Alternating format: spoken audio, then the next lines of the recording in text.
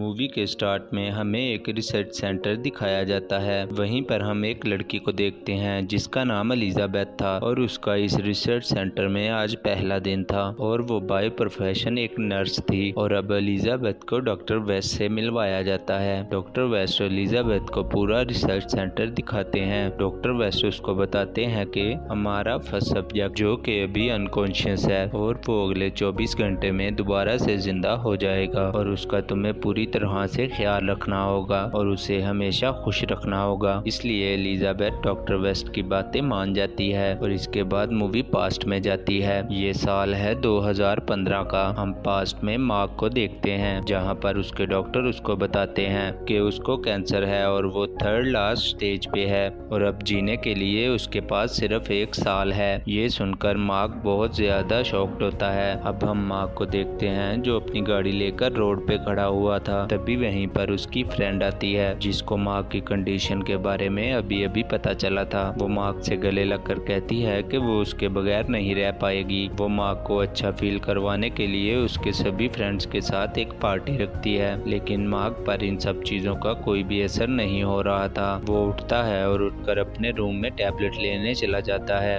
अब मार्क वापिस आता है और अपने सभी दोस्तों को 7 साल पुराना आर्टिकल दिखाता है। वो बताता है कि 7 साल पहले कुछ साइंटिस्ट ने आर्टिफिशियल हार्ट बनाया था। उस आर्टिकल में ये लिखा था कि वो अगला एक्सपेरिमेंट इंसानों पर करेंगे जिससे इंसानों के ऑर्गन भी बनाए जा सकते हैं। मार्क मरना नहीं चाहता था और ज्यादा जिंदा रहना चाहता था। अब मार्क ये डिसाइड करता है कि वो अपनी सारी प्रॉपर्टी बेचकर फ्रोजन स्लीपिंग में चला जाएगा, यानी कि ट्रायो स्लीप में, और इसके बाद वो अपने फ्यूचर में ही उठेगा ताकि फ्यूचर के लोग उसके सेल्स को रीजनरेट कर दें। टेक्नोलॉजी की मदद से वो उसको एक बार दोबारा जिंदा कर पाएंगे जो कि फ्यूचर में और ज्यादा एडवांस हो चुकी होगी। मगर दूसरी तरफ नेओमी मार्क के इस फैसले से बिल्कुल भी खुश नहीं थी। वो ये चाहती थी कि मार्क अपने डॉक्टर का ट्रीटमेंट जारी रखे और इस बात पर मार्क कहता है कि मेरे फादर को भी कैंसर था, उन्होंने भी ट्रीटमेंट करवाया था मगर इसके बावजूद वो जिंदा नहीं रह पाए और मैं ये नहीं चाहता कि उनकी तरह मैं भी मर जाऊं। और इस बात पर उसका दोस्त कहता है कि डॉक्टर तुम्हें मरने के बाद ही स्टेज पर लेके जा सकते हैं। अब इस बात के लिए भी मार्क ने आइडिया सोचा हुआ था। वो कहता है कि वो खुद को मार लेगा जिससे डॉक्टर्स को लीगल राइट मिल जाएगा उसकी बॉडी को क्रायोस्टेटिक स्टेज पर डालने के लिए। अब इसके बाद हमें दोबारा फ्यूचर में दिखाया जाता है जहां पर डॉक्टर वेस्ट अपनी टेक्नोलॉजी से एक पूरे इंसान की बॉडी बना रहे थे और इसके बाद डॉक्टर वेस्ट ने अपनी टेक्नोलॉजी से जो इंसान तैयार किया था उसकी आंखें हम खुलते हुए देखते हैं और यहाँ पर हमें पता चलता है कि ये शख्स कोई और नहीं बल्कि मार्क है जिसको डॉक्टर्स ने पुरानी बॉडी के सेल्स को रीजनरेट करके नई बॉडी में ट्रांसफर किया है उसको दोबारा से जिंदा करने के लिए। और जिस तरह न्यू बेबी बॉर्न के पेट पर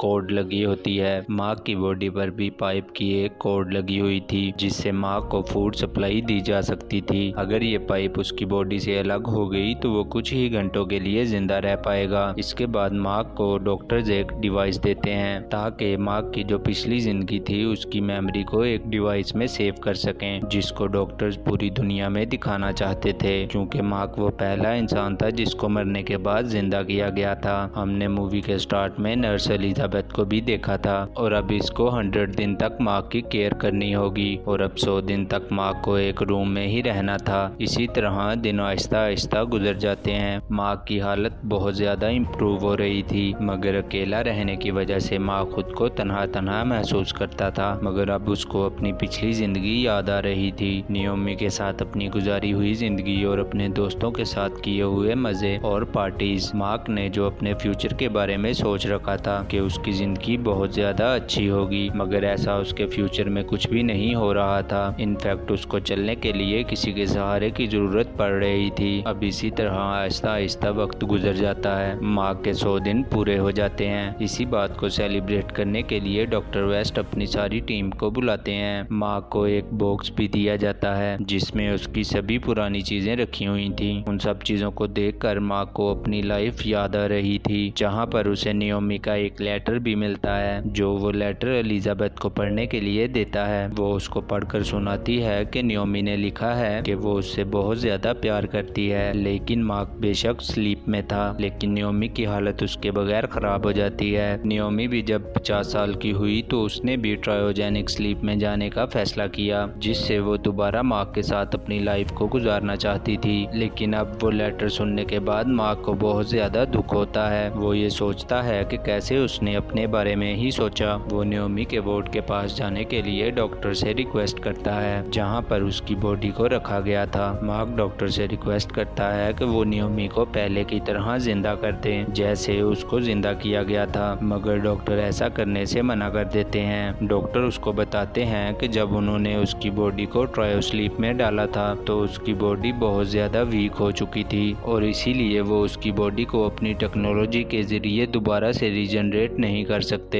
पर ये सब कुछ सुनकर नियोमी की हालत का मार्क अपने आप को जिम्मेदार ठहराता है। ये सब सोच कर वो परेशान हो जाता है, जिससे उसकी हालत और ज्यादा अनस्टेबल हो जाती है। वहीं पर सारे डॉक्टर मार्क के बदलते हुए रवैये को नोटिस कर रहे थे और इस पर डिस्कशन कर रहे थे। एलिजाबेथ डॉक्टर से कहती है कि उसे रिसर्च सेंटर से बाहर जाने देना चाहिए, ताकि जब वो बाहर की दुनिया को देखेगा तो नियोमी को भूल जाएगा। लेकिन डॉक्टर कहते हैं कि हमें मार्क को थोड़ा टाइम देना होगा, ताकि वो खुद ही से ही नियोमी की यादों से बाहर निकल पाए। मगर कहीं न कहीं एलिजाबेथ भी मार्क से अट्रैक्ट हो रही थी और उसको मार्क की बहुत ज्यादा फिक्र हो रही थी। अब एक दिन डॉक्टर वेस्ट के जाने के बाद मार्क उनकी कीज चुरा लेता है। उसके रूम में जाकर मार्क को डॉक्टर वेस्ट की माइंड रीडर डिवाइस मिलती है। जब वो डिवाइस पहन लेता है तो उसको डॉक्टर वेस्ट की सारी यादें और एक्सपेरिमेंट दिखाई देने लगते हैं और अब मार्क को पता चलता है कि डॉक्टर वेस्ट ने उससे पहले कई लोगों पर ये टेस्ट किए थे, मगर डॉक्टर वेस्ट के सारे एक्सपेरिमेंट फेल हो चुके थे। डॉक्टर वेस्ट ने लोगों को जिंदा तो किया था, मगर उनकी बॉडी में बहुत ज्यादा वीकनेस थी, जिस वजह से उन लोगों की डेथ हो गई थी। सिर्फ उस पर ही किया गया एक्सपेरिमेंट कामयाब हुआ था और उसको कुछ भी नहीं हुआ था। अब मार्क डॉक्टर वेस्ट से मिलने आता है और आकर उनको कहता है कि वो सब लोगों की डेथ के जिम्मेदार हैं, जिन सब पर डॉक्टर वेस्ट ने एक्सपेरिमेंट किए थे। डॉक्टर वेस्ट अपनी सभी गलतियों को एक्सेप्ट कर लेता है। अब कुछ देर के बाद मार्क दोबारा से नियोमी के वार्ड के पास जाता है और वहीं पर एलिजाबेथ भी आ जाती है। मार्क उसको अपनी पुरानी लाइफ की बातें बताता है और कैसे उसने क्रायोजेनिक स्लीप में जाने से पहले अपनी जान दे दी थी और जहर पी लिया था। और आगे वो एलिजाबेथ को बताता है कि उसने अपनी फ्यूचर लाइफ को ऐसा बिल्कुल भी नहीं देखा था जैसे ये फ्यूचर लाइफ उसकी चल रही है। जैसी जिंदगी उसको अब मिली है ये पुरानी जिंदगी की तरह बिल्कुल भी नहीं है। और अब वो एलिजाबेथ से हेल्प मांगता है ताकि वो अपनी जान दे सके और वो इस दर्द से बाहर निकल पाए, मगर एलिजाबेथ रोते हुए उसे मना कर देती है, क्योंकि एलिजाबेथ भी कहीं ना कहीं मार्क से प्यार करने लगी थी। और अब जब मार्क अपने रूम में आ जाता है, एलिजाबेथ भी वहां आकर उसके गले लग जाती है और साथ ही उसके कान में उस मेडिसिन का नाम बता देती है, जिसे पीकर आराम से वो मर जाएगा। और अब मार्क रिसर्च सेंटर के लैब में जाता है और वहां पर वो एलिजाबेथ की बताई हुई मेडिसिन ढूंढने लगता है। जब वो जहर पीने वाला था तो उसको अपनी पुरानी लाइफ का फ्लैशबैक याद आता है, जहां पर पहले भी उसने जहर पीकर अपनी जान दे दी थी। मार्क जहर वाली बोतल लेकर नियोमी के स्लीपिंग पॉड के पास आ जाता है। अपनी यादों को याद करते हुए वहां पर वो जहर पी लेता है और साथ ही साथ स्लीपिंग पॉड की सप्लाई को काट देता है, ताकि अगर नियोमी को भी जिंदा किया गया तो वो इन फजूल एक्सपेरिमेंट का हिस्सा ना बन सके। मार्क अब उधर ही बैठकर अपने मरने का इंतजार कर रहा था। इसके बाद हमें मूवी के लास्ट में दिखाया जाता है मार्क की जब आंखें खुलती हैं तो उसके सामने सभी डॉक्टर्स थे। डॉक्टर वेस्ट उसे बताते हैं कि तुम्हें कैंसर से नहीं मरना था, इसीलिए जहर पीकर तुमने अपनी जान दी थी दूसरी जिंदगी के लिए, और अब तुम अपनी दूसरी जिंदगी को बर्बाद मत करो। साइंटिफिक टेक्नोलॉजी ने तुम्हें एक और जिंदगी गुजारने का मौका दिया है और तुम इस चांस को ज़ाया नहीं कर सकते। और इसी के साथ ये मूवी यहीं पर ख़त्म हो जाती है।